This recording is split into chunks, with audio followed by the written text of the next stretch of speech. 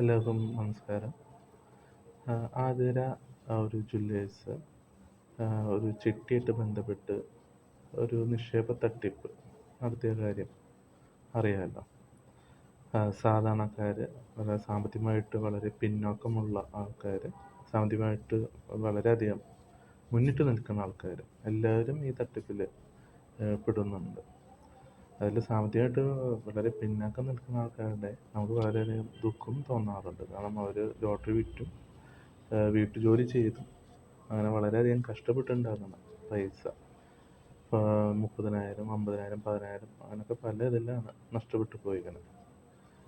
ഇത്തരമുള്ള jewellery ഇവർ വളരെയധികം വർഷങ്ങളോളം മുന്നേ സ്റ്റാർട്ട് ചെയ്തിട്ടുള്ള ജ്വല്ലറിയാണ്. പലതരം ബിസിനസ്സുകൾ നടത്തുന്നുണ്ട്. അപ്പോൾ ഇവരുടെ അത്രത്തോളം വർഷത്തെ പാരമ്പര്യം വെച്ചിട്ട് ആൾക്കാർ ഇതിൽ ഇൻവെസ്റ്റ് ചെയ്യണം. എന്നിട്ട് ഇപ്പോൾ അത് തട്ടിപ്പിനിരയായിട്ട് അവരുടെ ഫണ്ടൊക്കെ നഷ്ടപ്പെടുന്നു.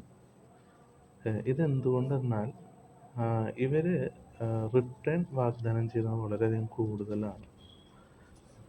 7% ഫിക്സഡ് ഡെപ്പോസിറ്റിന് ആവറേജ് റേറ്റ് എന്നിരിക്കെ 11%, 12%, ചില തട്ടിപ്പ് നടത്തിയിട്ടുള്ള ആൾക്കാർ 30% വരെയൊക്കെ പെർ ഇയർ റിട്ടേൺ വാഗ്ദാനം ചെയ്തിട്ടുള്ള ആൾക്കാരൊക്കെ ഉണ്ട്. ഇങ്ങനെ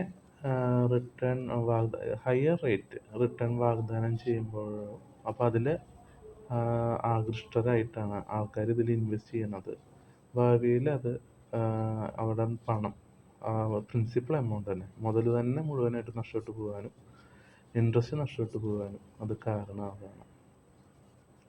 അപ്പോൾ ഇത്തരത്തിലുള്ള ബിസിനസ്സുകളുടെ പ്രത്യേകത എന്താ വെച്ചാൽ ഇവർ തുടങ്ങുമ്പോൾ ലാഭത്തിലും പിന്നെ കുറച്ച് നാൾ കഴിഞ്ഞാൽ അത് നഷ്ടത്തിലാവുകയും ചെയ്യണം. അപ്പോൾ ഇൻവെസ്റ്റ് ചെയ്യുന്ന ആൾക്കാർ ഈ ഒരു നഷ്ടത്തിലാവുന്നത് ഒരിക്കലും എക്സ്പെക്റ്റ് ചെയ്യണമില്ല, നഷ്ടത്തിലാണെന്ന് അറിയണമില്ല. അപ്പോൾ ഇൻവെസ്റ്റ് ചെയ്യുന്ന ആൾക്കാർ മിനിമം അവർ ലാഭത്തിലാണോ എന്നെങ്കിലും മറ്റൊരു സംസാരത്തിലും മറ്റും, അല്ലെങ്കിൽ അവരുടെ ഫിനാൻഷ്യൽ സ്റ്റേറ്റ്മെൻറ്റ്, വിദ്യാഭ്യാസമുള്ള ആൾക്കാരാണെങ്കിൽ അത് ഫിനാൻഷ്യൽ സ്റ്റേറ്റ്മെൻറ്റ് നോക്കിയിട്ട് അത് മനസ്സിലാക്കാൻ സാധിക്കും. അല്ലാത്തവർ അവരുടെ സ്റ്റാഫിനോടും മറ്റും ഡീറ്റെയിൽ ആയിട്ട് ഇതിനെ ചോദിച്ച് ലാഭത്തിലാണോ പോകുന്നത് എന്താണെന്ന് മനസ്സിലാക്കി ലാഭത്തിൽ പോകുന്ന സ്ഥാപനങ്ങൾ മാത്രം ഇൻവെസ്റ്റ് ചെയ്യാൻ ശ്രദ്ധിക്കുക. പിന്നെ മാക്സിമം ഇൻവെസ്റ്റ്മെൻറ്റ്, ഇപ്പോൾ നാഷണലൈസ്ഡ് ബാങ്കുകളുണ്ട്, അതുപോലെ ഗവൺമെൻറ്റിൻ്റെ സ്ഥാപനങ്ങളുണ്ട്. ഗവൺമെൻറ്റായിട്ട് ബന്ധപ്പെട്ട സ്ഥാപനങ്ങളിൽ മാക്സിമം ഇൻവെസ്റ്റ്മെൻറ്റ് നടത്താൻ ശ്രദ്ധിക്കുക. കാരണം അത്തരത്തിലുള്ള സ്ഥാപനങ്ങൾ ഫിനാൻഷ്യൽ ലോസിൽ പോയിട്ട് നശിച്ചാൽ തന്നെ ഗവൺമെൻറ് ഗ്യാരണ്ടി ഉണ്ടാവും. ഗവൺമെൻറ് ആ ഫണ്ട് ഭാവിയിൽ അത് തിരിച്ചു കൊടുക്കും. ചിലപ്പോൾ മുഴുവനായിട്ട് കിട്ടിയില്ലെങ്കിൽ കൂടി മുഴുവനായിട്ടും നമുക്ക് മുതലിൻ്റെ ഒരു ഭാഗമെങ്കിലും തിരിച്ച് കിട്ടും. ഫുൾ ലോസ് ഉണ്ടാവില്ല. പക്ഷേ ബാക്കിയുള്ള പ്രൈവറ്റ് സ്ഥാപനങ്ങളിൽ നമ്മൾ ഇൻവെസ്റ്റ് ചെയ്യുമ്പോൾ എന്താ ബുദ്ധിമുട്ടെന്ന് വെച്ചാൽ നമ്മുടെ മുഴുവൻ സംഖ്യ നഷ്ടപ്പെട്ടു പോകാൻ കാരണമാവും. അതുകൊണ്ട് തന്നെ ഉയർന്ന റിട്ടേൺ വാഗ്ദാനം ചെയ്യുമ്പോൾ നമ്മൾ കണ്ണടച്ച് അതിൽ ആകൃഷ്ടരായിട്ട് ഇൻവെസ്റ്റ് ചെയ്യാതിരിക്കുക. അതിനെ സപ്പോർട്ട് ചെയ്യണ എഗ്രിമെൻ്റ് ഉണ്ടെന്നോ അവർക്ക് കൂടുതൽ സമ്പത്തുണ്ടോ അതൊന്നും നോക്കിയിട്ട് നമ്മൾ ഇൻവെസ്റ്റ് ചെയ്യാതിരിക്കുക. ആ സ്ഥാപനത്തിൻ്റെ ഫിനാൻഷ്യൽ സ്റ്റേറ്റ്മെൻറ്റ് കിട്ടുമെങ്കിൽ അത് വായിക്കുക, മനസ്സിലാക്കുക, അവരുടെ ഫിനാൻഷ്യൽ പെർഫോമൻസ് മനസ്സിലാക്കിയിട്ട് ഇൻവെസ്റ്റ് ചെയ്യുക. അല്ലെങ്കിൽ അവരുടെ ജോലിക്കാരോടും അവരുടെ ബന്ധപ്പെട്ട ആൾക്കാരോടും ഇതിനെക്കുറിച്ച് ഡീറ്റെയിൽ ആയിട്ട് സംസാരിച്ച് മാത്രം ഇൻവെസ്റ്റ് ചെയ്യുക.